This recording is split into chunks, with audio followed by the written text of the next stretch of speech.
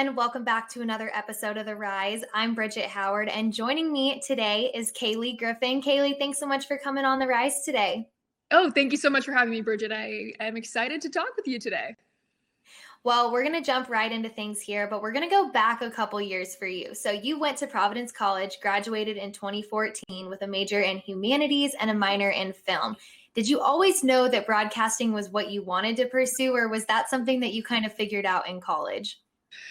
It was something that I kind of started to feel like I wanted to pursue when I was in high school, probably around my senior year of high school. I was a basketball and volleyball player, and I had been around sports my entire life playing it. I was really involved on the AAU circuit in high school to play basketball in college, and had gone through the whole process of recruiting trips and stuff like that. And for me, I just didn't have that desire to play at the next level as a lot of people do. And I feel like, it's funny to kind of talk about that because I don't think people really say when they don't want to play sports anymore.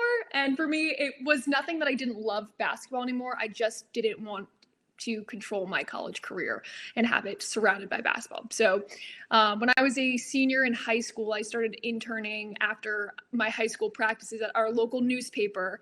And I would go and I would take phone calls from all the coaches, which I can only imagine what they do now, because I know they definitely don't do it with the coaches calling into a landline and reporting the scores. But I used to answer all the phones and write the little sports blurbs up, and I loved it. And it was such a simple thing, but I think that was when I kind of thought that I could see myself really pursuing a career in sports journalism. So when I was choosing a school, I was still like a 17-year-old, any 17-year-old, not sure that it was exactly what I wanted to do for the rest of my life. And it's a huge decision when you're choosing a college if you're going to pick it based on a major, because what if you hate it once you get there? So for me, I kind of went off of if I liked the school or not, and if I felt at home there. And ultimately, Providence is where I felt most at home. My mom went there, and it was kind of my vision of college when I was growing up, because we had gone there so many times. And so for me, it was just, if it's meant to be, we'll figure out a way to make it work.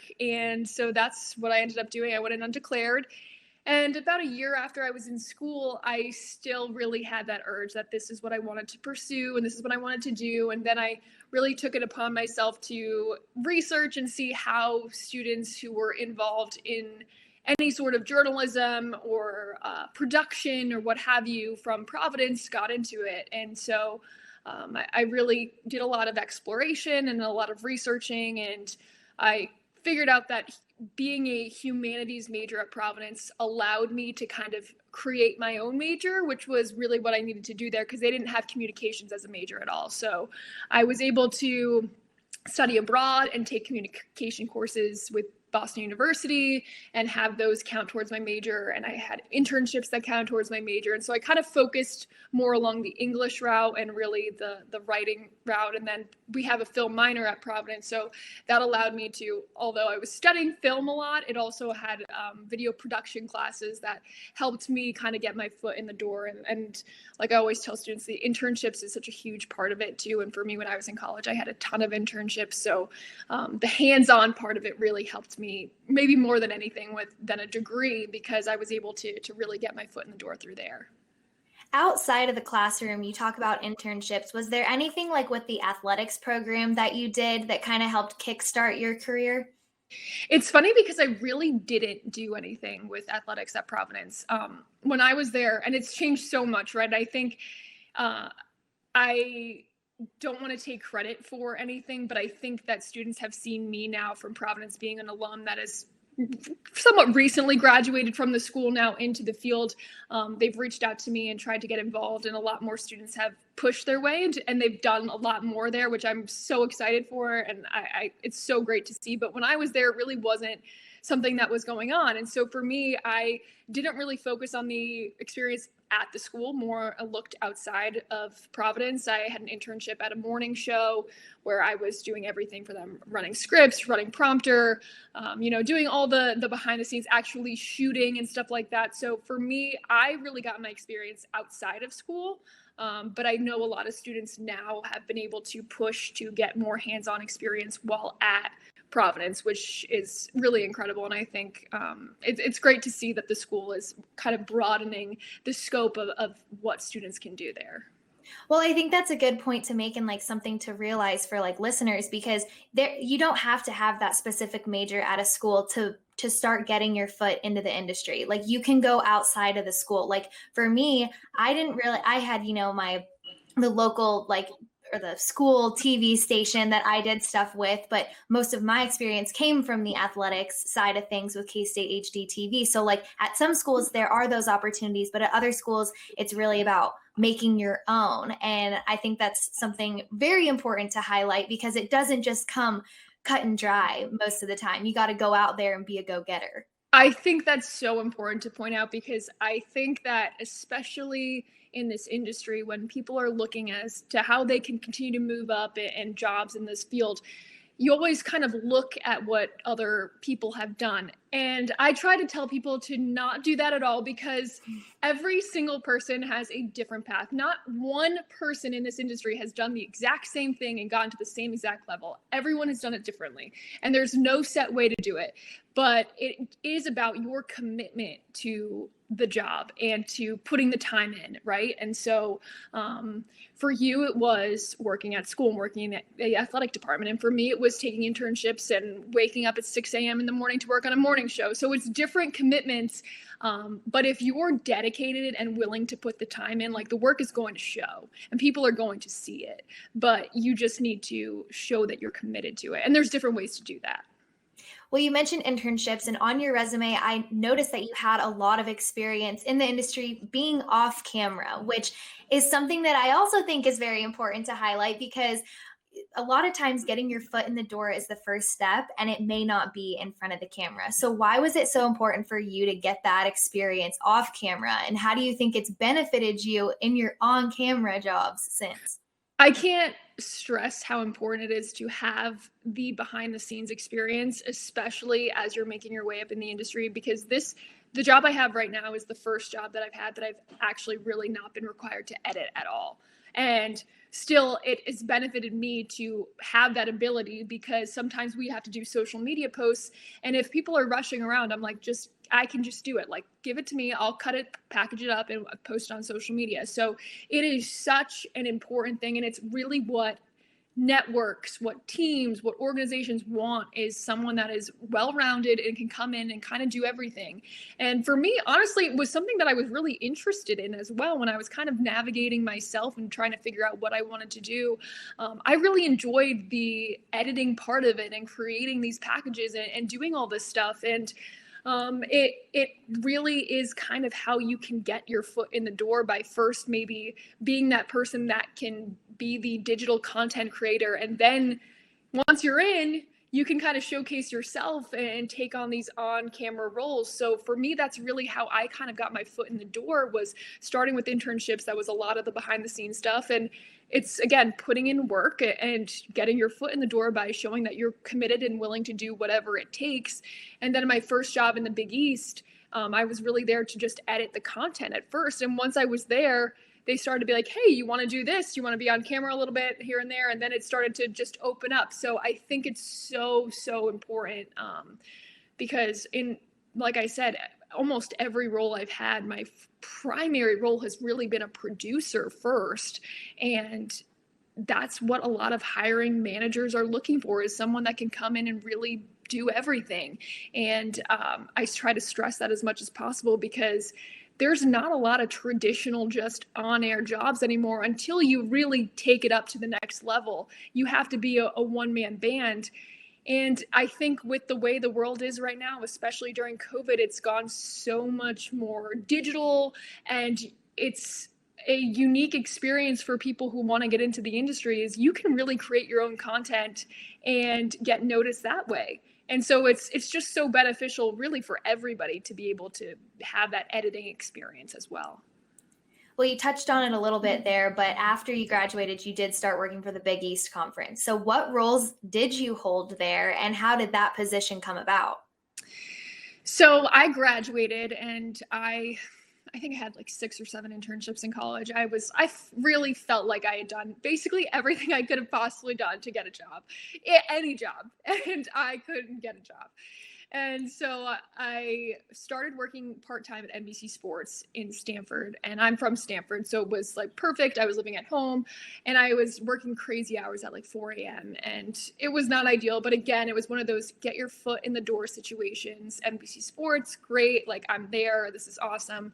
And I read an article on Sports Business Journal that the Big East was launching a digital network, and I went to a Big East school, so of course I was all about it. And a lot of the major conferences had already had a digital network, so I was excited to hear that the Big East was kind of getting on board with that as well. And so honestly, I just had read that article, and then I started looking up the Big East conference staff, and I found out who their director of digital was, and I sent an email and was like, hey, my name is Cayleigh. I just graduated from Providence. Here's my resume. Here's my reel. I have a bunch of ideas. I would love to come in and just chat with you. And I saw you're starting this digital network. And to my surprise, he emailed me right back and was like, yeah, we're just starting it. We don't really have a lot of plans yet, but would love to have you come in and talk. So I came into the office and, of course, started pitching all these grandiose, crazy ideas, but as a 21-year-old would. And, he definitely kind of knocked me down and was like, listen, we're really just starting, but we do need help and would love if you wanted to come in and help. So I started coming in once or twice a week and was just really focused on editing their digital content, making sure they were getting it up. And at that time, they were really bare bones, just trying to get games for the championship sports on the digital network for the most part. And as I was there, I started working more days because we had more content to do. And then we started really working on men's basketball and doing preview videos. And so it kind of just naturally grew into this role where I was still doing a lot of editing, but they also let me do on-camera stuff. And then I ended up being there for 2 years, and I started doing sideline on their digital games. So I would be traveling to all the schools and stuff like that, which was so much fun. And I got to cover every sport. I mean, we were doing, of course, basketball, but swimming and diving, track and field, soccer, lacrosse, like you name it, we were doing it. And it was so much fun. And it's such a great experience for me to really learn about the schools and the different sports and all these different athletes. And I feel like I got my feet wet in a lot of different ways. And it just got me really involved in so many different areas. So for me, yeah, I was there for 2 years. And it was a position that didn't exist. And I kind of just stuck my foot out there and was like, hey, what can I do? And it, I never ended up being technically full-time, but by the end I was there every day of the week as a freelance employee, and it was amazing. I absolutely loved it, and I still keep in touch with those people all the time. And I try to tell people too, like, you never know. You just got to kind of put yourself out there because something might happen. If it's not available right now, they might need someone in the future. And if you were the one that reached out, then hey, all of a sudden you're top of mind. So that was an amazing experience for me at the Big East. I absolutely loved it. Well, there's no harm in putting yourself out there and putting your name out there. Like, obviously we are all accustomed to receiving the answer of no, right? But I mean, what happens if they say yes? And that's what happened with you. And there's just no harm in sticking yourself out there. But I do think that's something good to point out also with working for like a conference network is the opportunities you get to cover all these different sports. Because would you have ever expected to be covering swim and dive? Probably not. But if someone needs a freelance, reporter now for swim and dive championship or, something in that realm, they'd be like, oh, well, she had experience doing that. Maybe we could call her up. Like, there's nothing bad that can come, again, from taking those opportunities and getting the chance to cover a wide variety of sports. Because I recently worked for the Mountain West Conference and my position unfortunately got eliminated. But during that time, I learned about so much and I wasn't even in person. We're doing virtual interviews and I'm like, holy cow, like I'm learning about all these new things. And it was just a really cool opportunity. So I think that is one thing that conference networks give you the chance to really, like you said, dip your feet into a lot of different sports. Absolutely. And I try to tell people, even where I am, is like, if you have opportunities, don't say no, because you just don't know what they're going to turn into. And each opportunity is a chance for you to grow as a reporter, grow and build your network with people that you're working with. It's going to be so beneficial for you. Is it inconvenient sometimes? I'm sure it is. Of course, there's some things you're going to be up for that you didn't want to do, but at the end of the day, it's really going to most likely just be a positive thing, especially if you're trying to get into the industry. And for me, was it a perfect situation at first, working 2 days a week for the Big East? No. But again, it turned into something so much bigger. And there were times there where, from working Big East games, I got a chance to work a Division III men's and women's basketball tournament in New York, and I would have never gotten it if I hadn't worked with certain producers on the digital network. And then all of a sudden you have your feet wet with another conference and you're working a whole slew of games. I think I worked 10 games in like 4 days. So you just never know what it's going to lead to. And that's why I always encourage people, if you have an opportunity, just go try it, go see. Is it perfect? Probably not. If you're not perfect, it's okay. There's going to be a million other opportunities, but you just never know what's going to come from it. Well, we'll touch on your time with Fox Sports Ohio and AT&T SportsNet in a minute, but what would you say is the biggest difference between working for a conference versus working for like a regional sports network?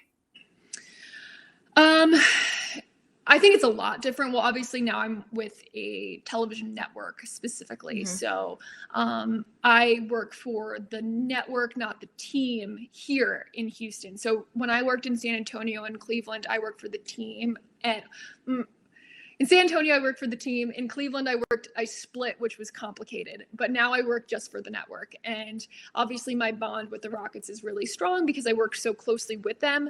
But at the end of the day, my first priority has to be the network and also here. So I cover the Rockets full time. Like that is my main job here.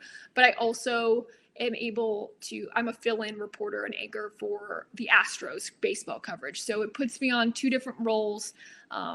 So it's just different because your primary role is whatever the network needs. So like today we have Rockets practice. So I'm going to do practice. I have a sit down with the player and then I have to go to the studio and shoot our weekly show. So my job is what the network needs first. And so it's kind of a lot of different moving parts, especially this year. You kind of have to be flexible again, but it's been fun. It's a lot. And I think we're all learning this season in particular that we just have to go with the flow and take what comes our way. So it's different from working for the conference because obviously when you're working with the conference, your primary goal is directly with the schools and doing what's best. And for here, it's really the network comes first. And we obviously have a tremendous relationship with the team and they are our priority. But when it comes down to it, like if I have to shoot a show or go to practice, like I probably have to shoot the show first.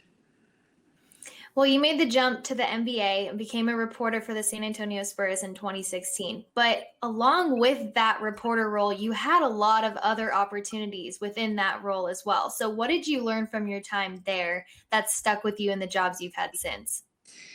San Antonio was a huge move for me.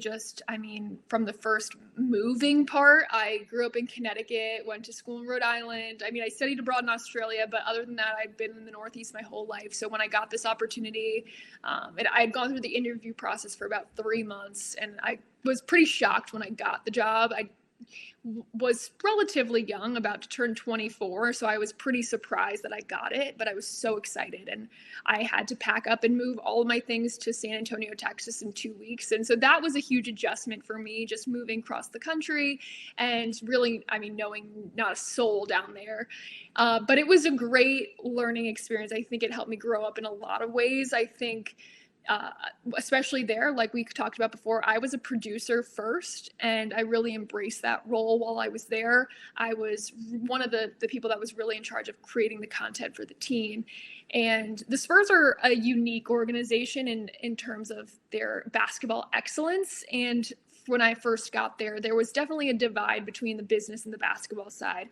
And I was trying to find ways to kind of blend the two. And it took me some time. My first year was a lot more, I stood back and kind of watched and did what I needed to do. And then when I went into my second season there, I tried to be a little more aggressive and was like, I am a reporter for this team and I want to do more. And I was able to start working on the broadcast and did all the walk-off interviews. I was fill-in for our pre and post-game show host and just became a lot more involved in terms of actual basketball coverage, which they hadn't had before. So I also was able to really cover their G League team, the Austin Spurs, and that was really when I got my first foot into basketball coverage my first season. And my second season, they won the whole G League, so that was a ton of fun to cover. That team was really great, and it's fun when you're working for an organization you don't necessarily get the access that you want, because the G League always gives you the access. So for me, it was really fun to get to know those players and build those relationships. And also at the time we had a WNBA team down there, so I got to do color for that whole WNBA season, which was amazing. And I'm the biggest pro WNBA person. I hope the Rockets bring back the Comets. So it was so fun for me to work there. And I was so starstruck doing those games because I love Diana Taurasi. I love Sue Bird, and seeing those players up close, literally courtside, was just the most fun. So I think it helped me as a reporter, but it grew my confidence when I was down there too, just that I belonged.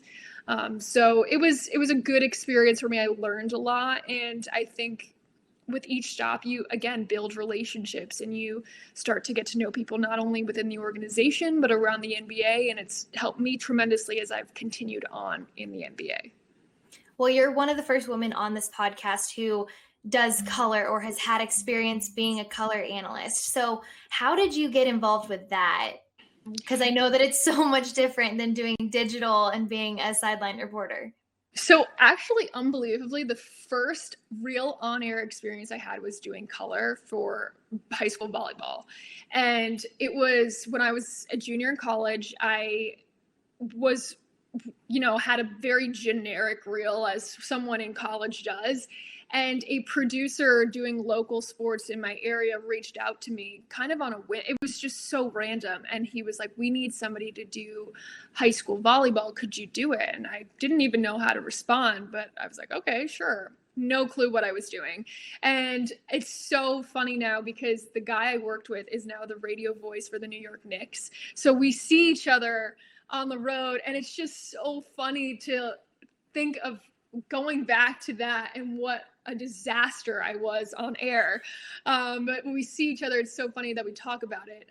But yeah, it was really my first experience. So I think I kind of had to jump into it right away and try to learn how to be a color analyst off the top. And so from there, they actually liked me enough doing volleyball that they had me come back and do high school basketball a lot during my senior year. So it's my first real experience was being a color analyst. And for me, those were the two sports that I grew up playing. So it was more of a natural fit.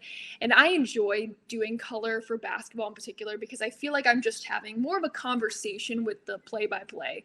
And I've been very fortunate to have a number of opportunities. When I was at the Big East, I did a number of games color for basketball as well.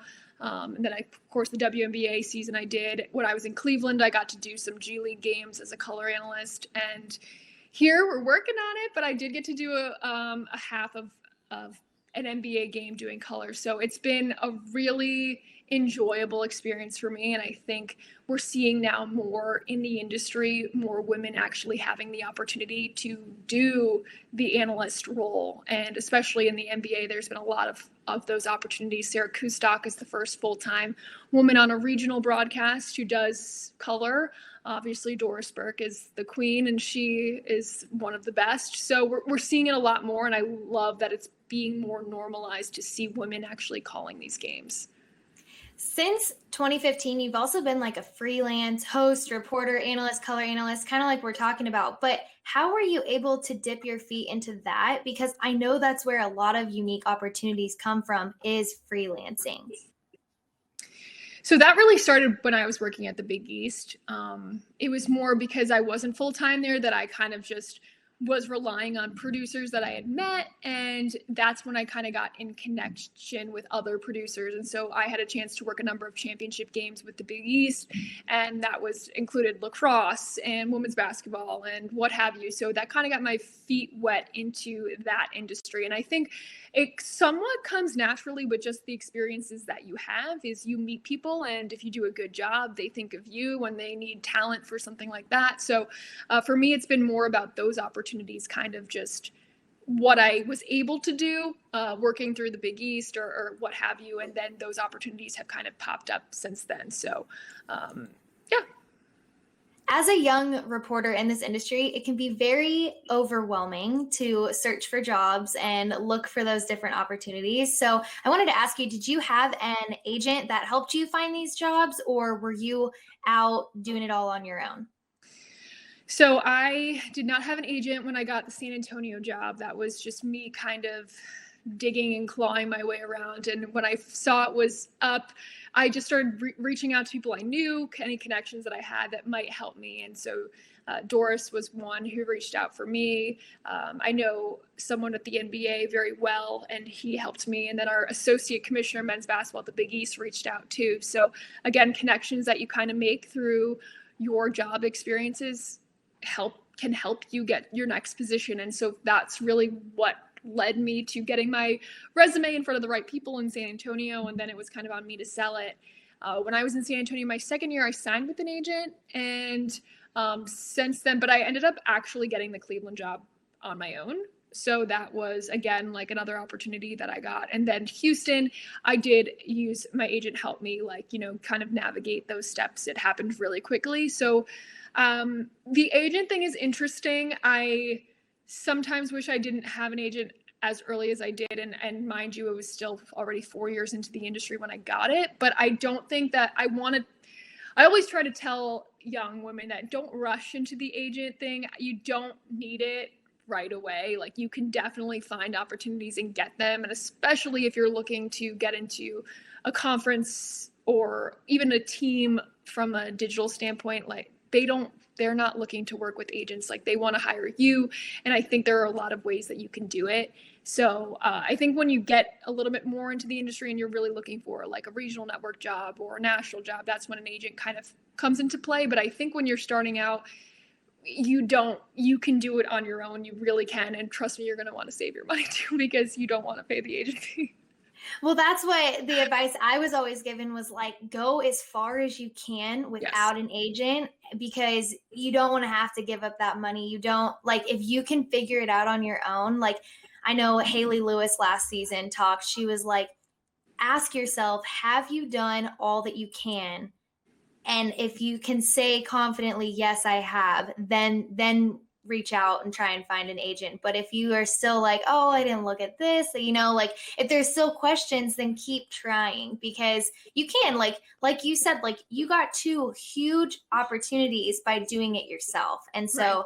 I think that's just such a testament, because obviously, like, getting the Houston job, like, you needed an agent for that. Like, that's a big deal too. And, it's just different in every situation, but it's good to kind of peel back the layers and hear from someone like you, your like honest opinion on it. Yeah. And I think it's important too that the agent doesn't necessarily get you the job. Like, they find out about the opportunities, but then again, it's on you to sell it. And then again, it's on you to have your contacts reach out, because they'll put your reel and resume in front of those people and maybe get you through that first step. But then it's on you again to go in there and sell yourself and nail the audition, and also have your people, your connections that you've built in the industry reach out on your behalf to really push you over the edge. So there are definitely benefits, I think, once you get to a certain level of having an agent, but a lot of it still falls on you to get yourself that actual job.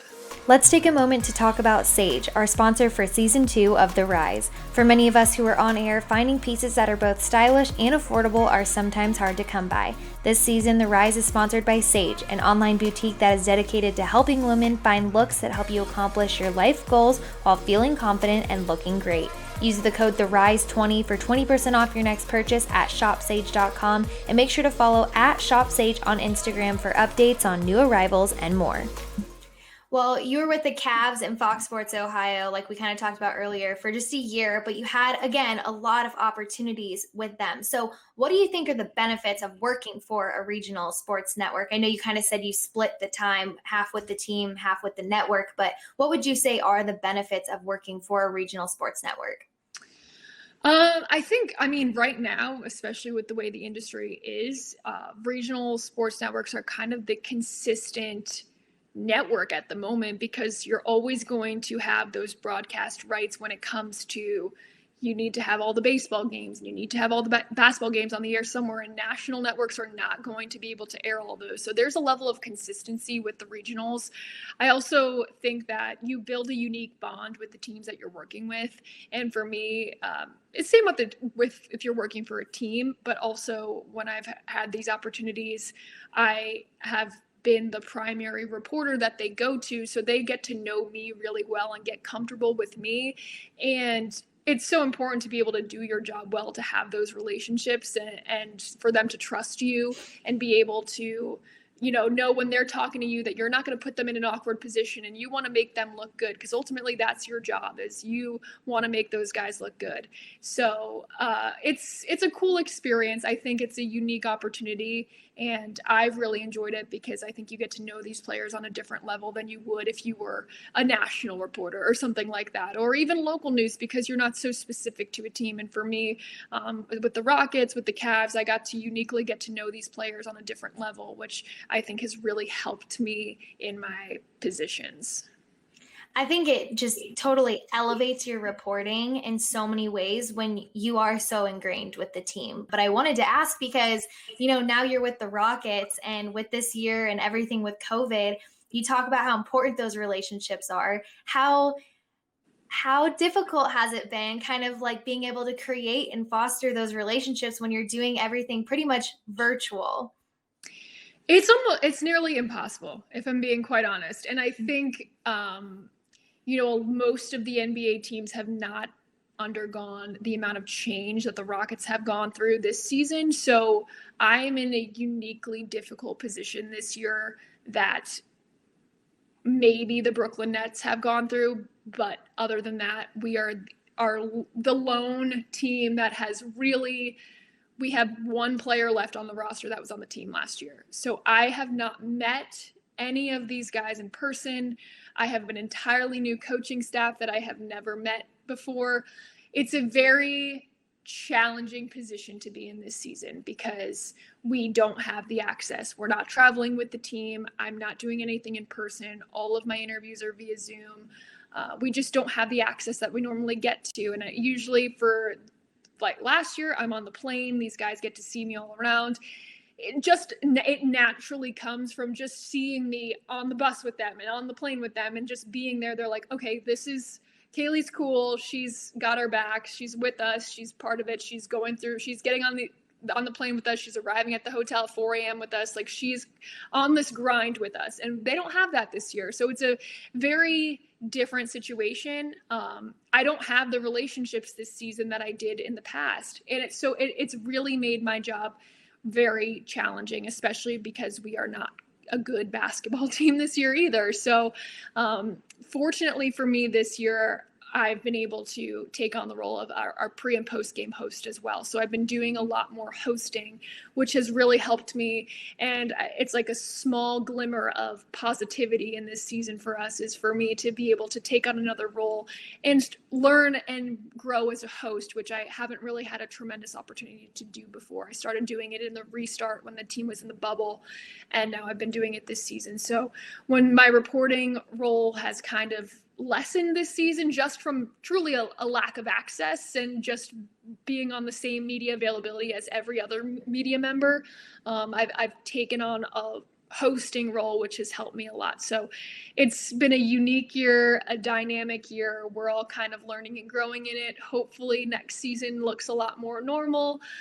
So we're on the path towards it. I think we're seeing it now. But this season has, I think, challenged a lot of us in a lot of ways, and uniquely for a handful of teams in the NBA that has undergone so much change as we have. It's nearly impossible at this point because you don't know them. And there's only so much growing you can do in those relationships when you see them through a screen a handful of times, because we just don't have the access this year. So we're hoping that next year is better. But we've gotten through it. We've got 11 games left. So that's really, at this point, we've been like, let's just get through it. We're getting there. We were able to put on good broadcasts this season. And I think people watching understand that, it's a different year and we're all just trying to get through it at this point. Well, and like you said earlier, you're seeing the light at the end of the tunnel, so you're almost there. But I wanted to ask you, did you know when you jumped from the Cavs to the Rockets, did you know that this hosting would be an opportunity for you to do? Because it was kind of a similar jump from what I understand. So how did you know that it was the right time to make the move and the right opportunity?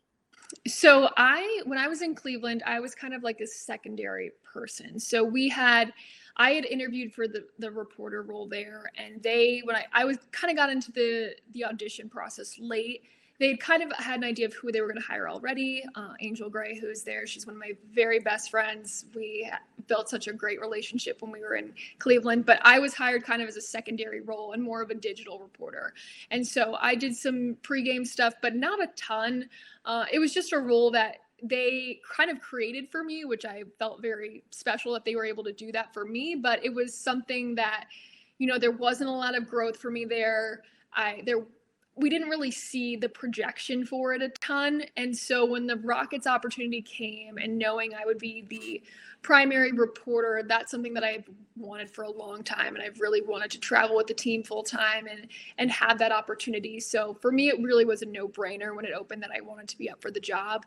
I knew that I would be filling in as a host and reporter for baseball, but really not basketball, because at the time, usually I'm traveling, so I'm not filling in as a host for basketball. So it wasn't something that was part of the job requirement. And then when the restart happened, we had to just throw everything up in the air, scrap it, and start from scratch and say, okay, baseball's happening already. So our host hosts baseball normally too. So they were like, we don't have, Cayleigh, you're going to have to host.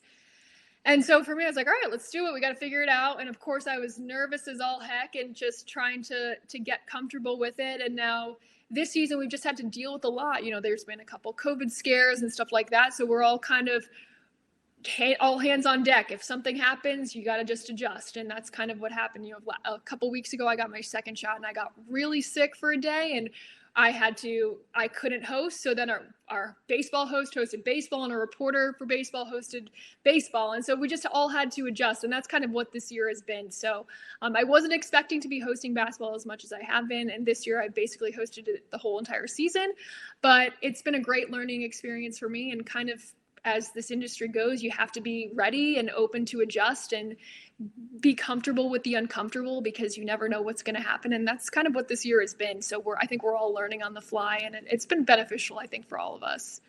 You've got to be versatile in this industry and be willing to do whatever is asked of you. So I think you're definitely making the most of it and thriving at it, to say the least. But I want to ask too, what do you hope to see in the future for yourself? I know it's a question that a lot of people don't like to answer or to be asked, but what do you see as next for Cayleigh Griffin?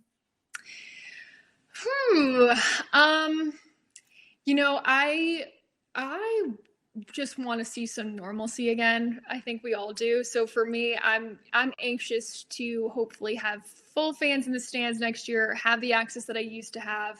Of course, no one expected to be in a global pandemic this year. So I think we've all had to adjust in a lot of different ways. So I hope that we can get back to a sense that we're normalcy next season. For me personally, my goal, and it's no secret, has always been that at some point in my career, I want to get back to the East Coast and Northeast. I think people just see what they see on Twitter and Instagram, and it's a hard industry. It's just tough. And for me, I've had to live very far away from my family for the last 6 years.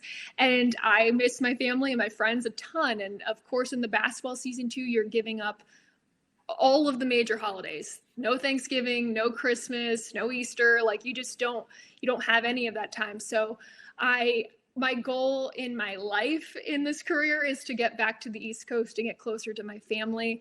And I think it's almost a little sad, but was a benefit of this COVID pandemic is I think you grow an appreciation for what you also want to. And I think for me at 28, like I know that I have completely since college committed my entire life to my job, and I've given up everything for my job. And I think you start to put some things in perspective a little bit, and you're like, okay, well, I also miss my family too, and I miss hanging out with my friends. And of course, when you get into this field that you're giving up a lot. But I think the pandemic put a lot into perspective in terms of what else do you want in your life. And for me, that it just is hopefully having more time and being closer to my family and friends. So I do plan on staying in Houston. I want to be here with the Rockets and see this through for a while longer, but my goal ultimately is to get closer. And, I think everyone says that their goal is to reach a national network, and I would love to reach a national network at some point.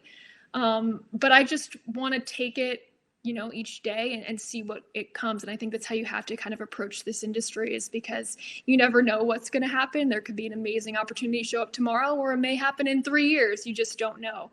But I think just kind of staying ready and being prepared for whatever comes your way is the best way to approach it.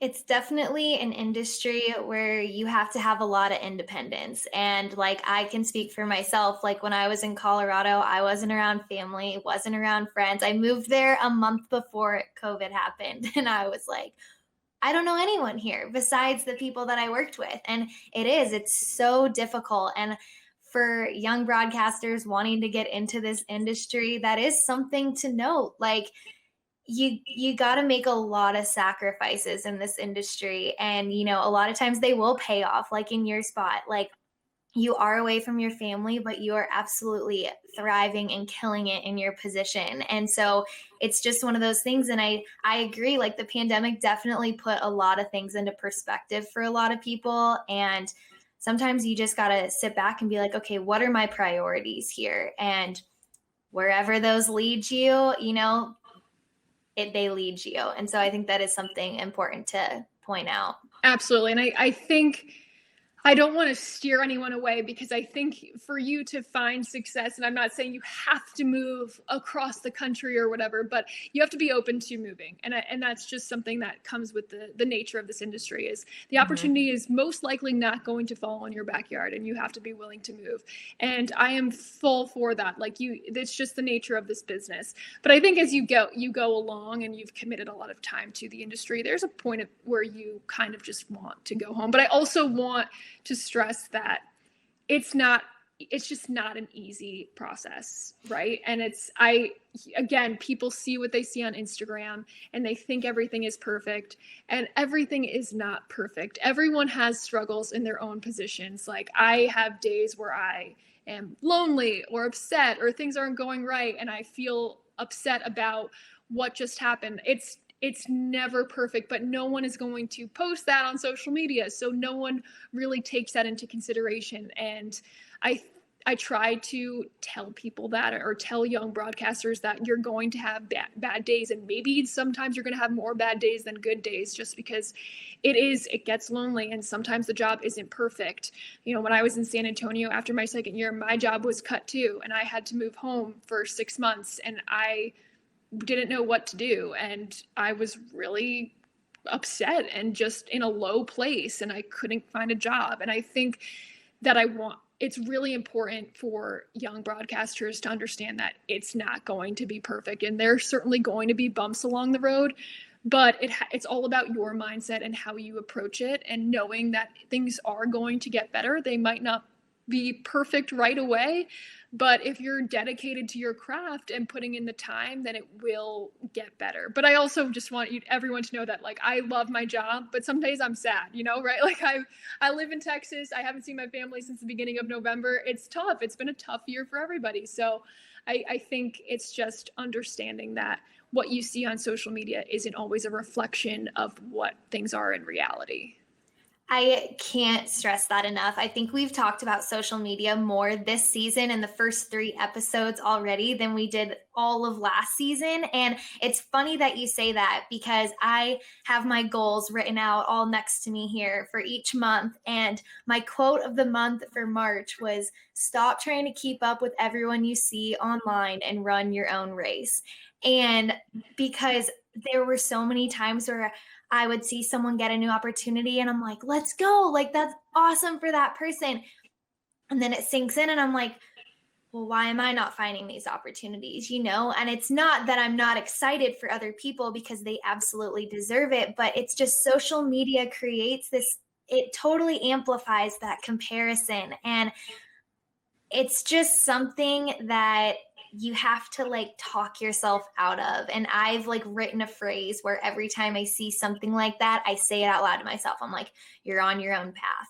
And I just remind myself of that because it's so hard, especially when, you went through it too. Like when your position got cut with the Spurs, like, what do? You see all these people making their way and it's like, well, why can I not find this? And it's just, you got to be mentally strong and really tough and like have a thick skin because you will see a lot on social media and it isn't everything. Like you said, you don't see the bad times on social media. You only post the good. So Absolutely. Take it with a grain of salt when you see it.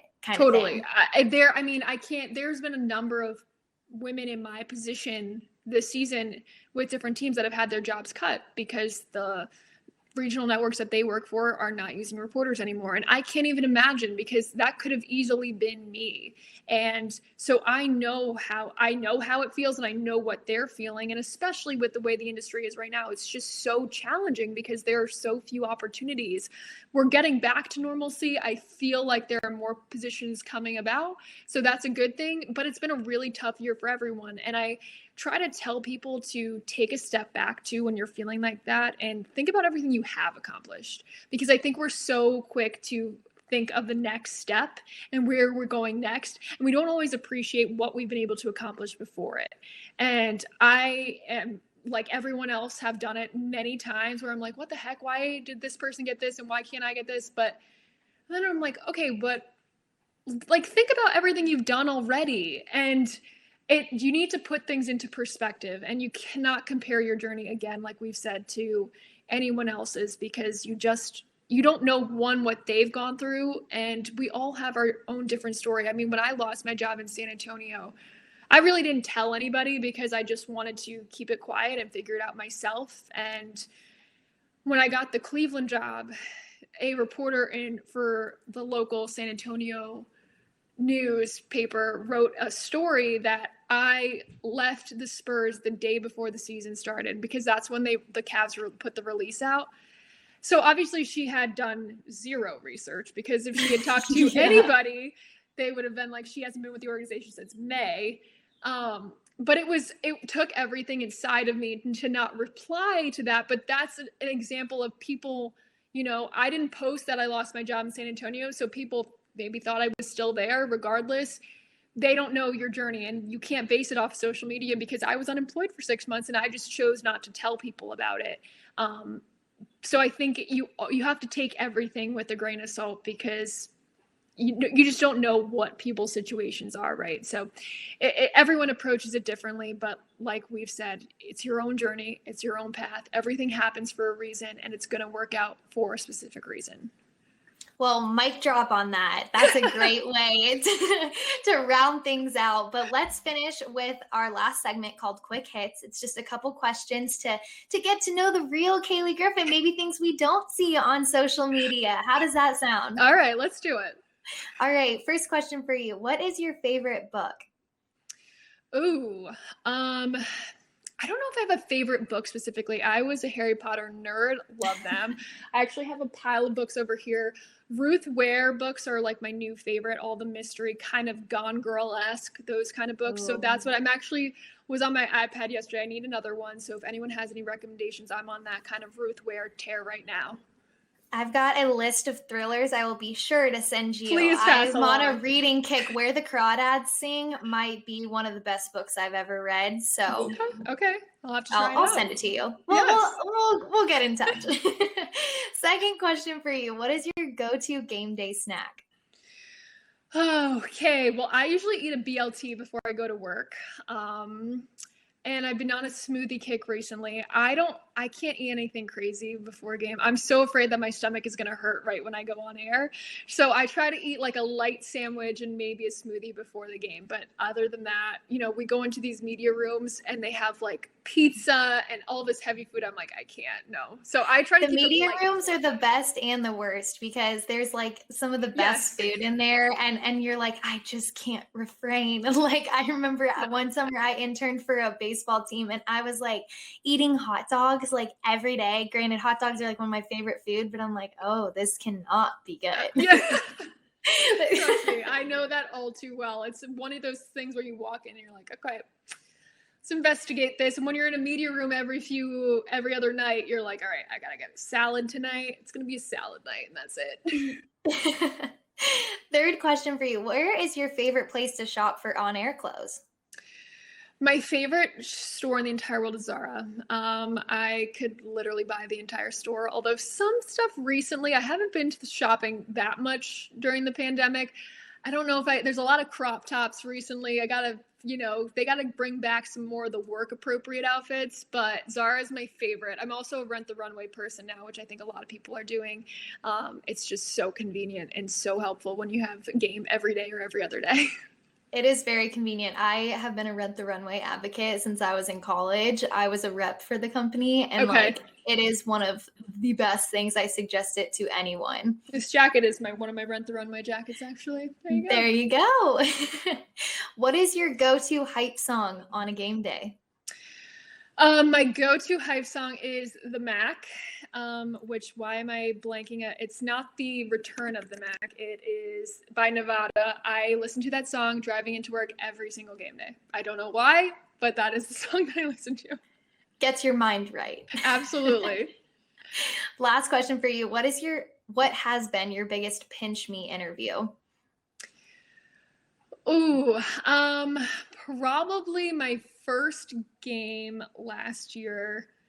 I was so nervous, just so nervous in general. And we won, and Russell Westbrook was my first interview. And I think of all the emotions of just actually having the job and being there and then going on the court and having to interview him in his first game with the Rockets. And he came up to me and before we go on air, he's like, I don't think we've been introduced yet. I'm Russ, as if I didn't know who he was. I was like, oh yeah, I'm Cayleigh. It's nice to meet you. You're like, I know a lot about you. I'm like, yes, I know who you are. Thank you. But yeah, working with Russ and James last year was just incredible. But probably that first interview was my whoa, I'm really here. This is my job right now. This is pretty awesome. Well, Cayleigh, thank you so much for coming on The Rise today. I had such a great time chatting with you, getting to learn more about your journey. I know that your advice will go such a long way for young broadcasters who listen to this, and we can't wait to keep watching you rise, so keep it up. Thank you so much, Bridget. Appreciate